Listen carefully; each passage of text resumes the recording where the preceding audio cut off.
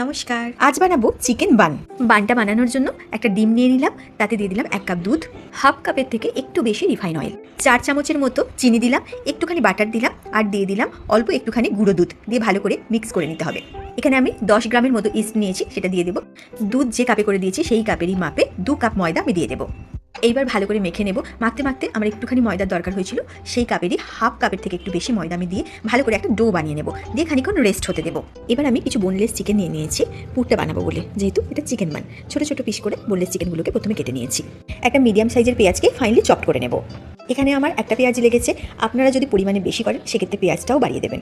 এই যে এইভাবে আমি পেঁয়াজটাকে কেটে নিয়েছি। এইবার বেশ কয়েক দানা রসুনকে আমি একদম ছোটো ছোটো পিস করে কেটে নেব, ঠিক পেঁয়াজের মতোই। রসুন হয়ে গিয়েছে কোচানো। এবার কড়াইতে একটু মাখন দিয়ে তার মধ্যে পেঁয়াজটা দিয়ে খানিকক্ষণ নাড়াচাড়া হয়ে গেলে, নরম হয়ে গেলে, পুরোপুরি ভাজার দরকার নেই, শুধু নরম হয়ে গেলে দিয়ে দেবো রসুন কুচিটা। অল্প একটু রং আনার জন্য দিয়ে দিলাম কাশ্মীরি রেড চিলি পাউডার। যদি ঝাল খেতে চান কাঁচা লঙ্কা বা লাল লঙ্কাও ইউজ করতে পারেন। তারপরে চিকেনটা দিয়ে দেবো।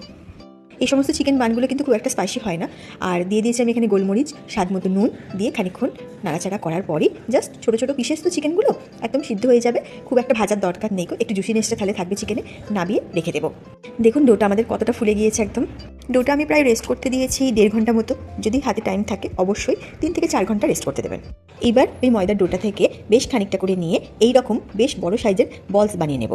এইবার আর কি চিকেনের পুরটা যেহেতু রেডি করাই আছে, এইবার মাঝখানে এইভাবে পুর ভরে মুখটা ভালো করে টাইট করে বন্ধ করে দেবো। ও আচ্ছা, ভুলে গিয়েছিলাম যে একটা চিজের কিউব দিয়েছিলাম। এটা আমি কটেজ চিজ ইউজ করেছি, আপনারা বাজার চলতি যে সমস্ত চিজ থাকে সেগুলো দিতেই পারেন। দেখুন এইভাবে সুন্দরভাবে করে মুখটা বন্ধ করে গোল গোল করে নিয়েছি। এবার একটা বাটিতে একটুখানি বাটার স্প্রেড করে নিয়ে খানিকক্ষণ রেস্টে রেখে দিতে হবে। উপর থেকে ডিমের যে হলুদ অংশটা সেটা একটুখানি গুলিয়ে নিয়ে আমি ব্রাশ করে দিচ্ছি, তাতে করে একটা সফটনেস আসে, কালার আসে। আর দিয়ে দিচ্ছি উপর থেকে সেসমি সিড, আর আমি একটু ডিজাইন করে দিয়েছি, মানে দরকার নেই কিন্তু চাইলে করতে পারেন।